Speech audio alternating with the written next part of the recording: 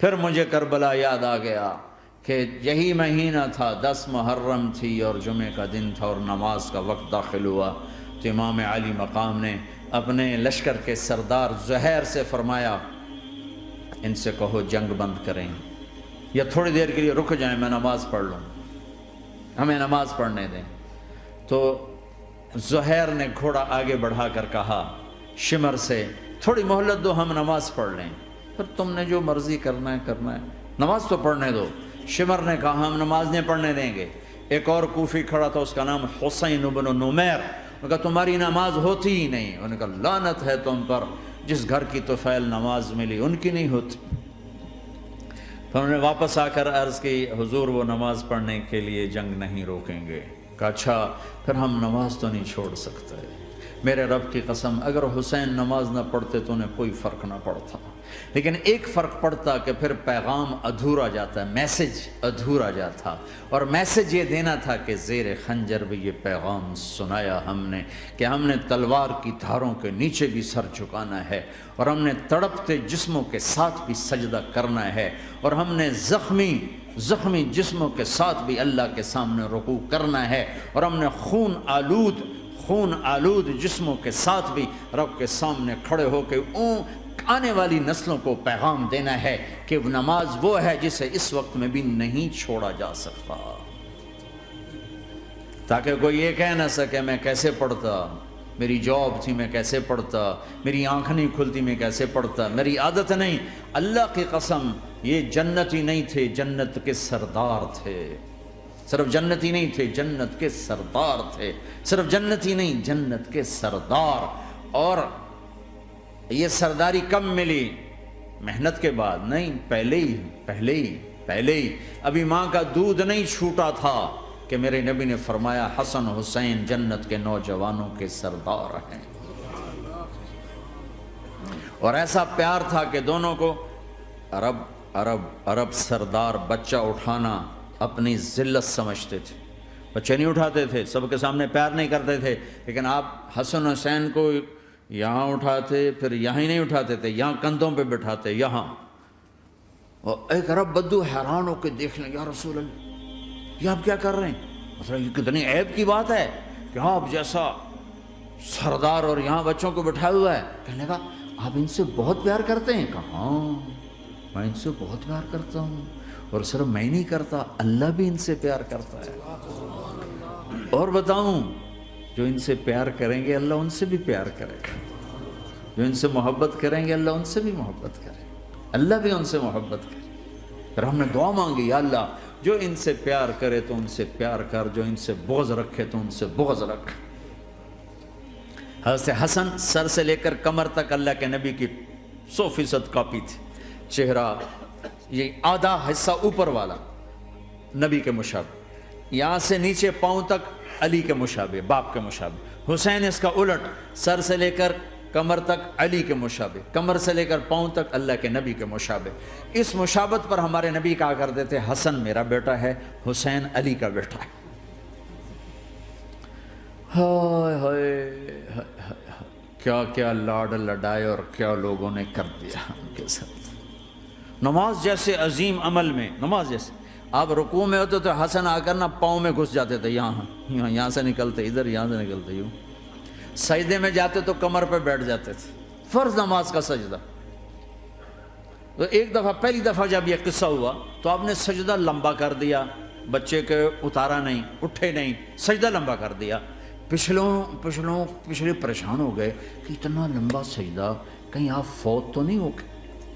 تو جو پہلی صف میں تھے نا انہوں نے یوں کر کے دیکھا، چکر کی وہ دیکھا تو حسن کمر پہ چڑھے ہوئے، تو قریب ایک آدمی نے آگے ہاتھ بڑھا کے کھینچنا چاہا، تو آپ نے یہاں سے دیکھا ہاتھ آ رہا ہے، تو آپ نے اپنے ہاتھ سے یوں اشارہ، نماز میں یوں اشارہ کیا کہ میرے بچے کو نہ چڑھو۔ جب حسن خود اترے پھر آپ سجدے سے اٹھے، کبھی حسین چڑھ جاتے تھے کبھی حسن دونوں ہی چڑھتے تھے، یہ اس طرح حسن کے بعد کبھی یہ کبھی وہ، کبھی یہ کبھی وہ۔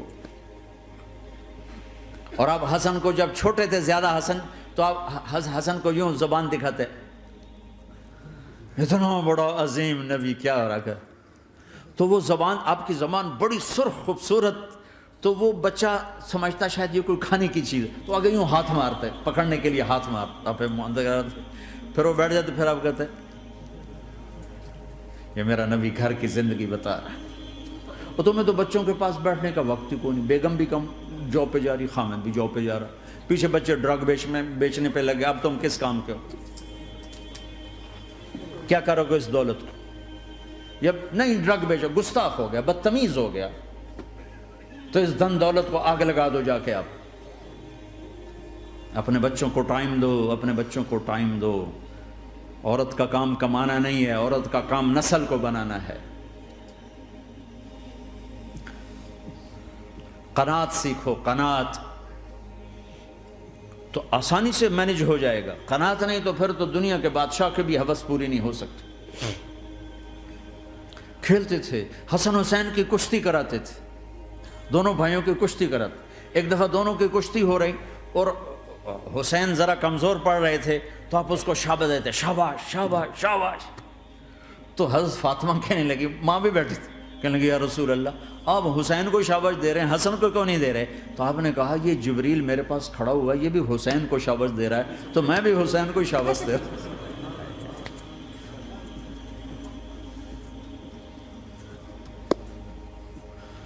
ایسی ہستیاں، لیکن ایک سبق ہے، یہ ہونا چاہیے تھا تاکہ امت کو پتہ چلے کہ دین کتنی قیمتی چیز ہے۔ وہ جی اللہ بڑا غفور الرحیم ہے، میں نہ ہمیں ڈرایا کرو۔ ہاں اللہ بڑا غفور الرحیم ہے، لیکن اس کا کوئی عدل بھی ہے۔ رات کا شراب پینے والا اور رات کو مسلح پہ رونے والا برابر ہو جائیں گے، تو پھر یزید حسین کو ایک ہی جگہ بٹھا دو، پھر کربلاؤں کے لیے رونا چھوڑ دو۔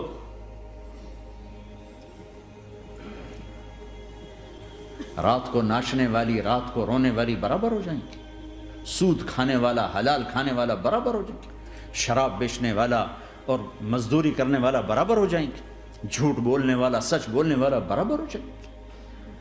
افنجعل المسلمین کالمجرمین ما لکم کیف تحکمون ام لکم کتاب فیہ تدرسون۔ اس سے زیادہ واضح کیا بتاؤں کہ میرا رب کہتا ہے کون سی کتاب میں لکھا ہوا ہے کہ ماننے والا نہ ماننے والا برابر کر دوں گا؟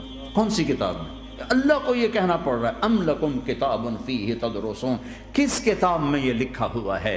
ام نجعل المتقین کالفجار، ایک بدماش اور ایک فرمانبردار کو برابر کر دوں؟ کہاں لکھا ہوا ہے؟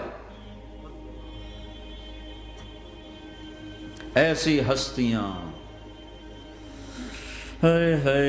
جنگ سے پہلے اونگ آ گئی، آنکھ کھلی تو ہنسنے لگے۔ بہن نے پوچھا یہ تو ہنسنے کا موقع نہیں، کیوں ہنسے ہو؟ زینب کہا بہن اللہ کے نبی خواب میں آئے، فرما رہے ہیں بیٹا میں لینے آ چکا ہوں، تو اب نہ پڑھے نماز، اب کیا مسئلہ ہے؟ جنت کے لیے تو کرنا ہے سب، یہ جنت کے لیے تو کر رہے، اللہ کے لیے تو کر رہے کہ سر دادن و جان دادن نہ آئے از لذت دیدارش، خسرو چتواں گفتن سر دادن و جان دادن نہ دیدار رخ یارے۔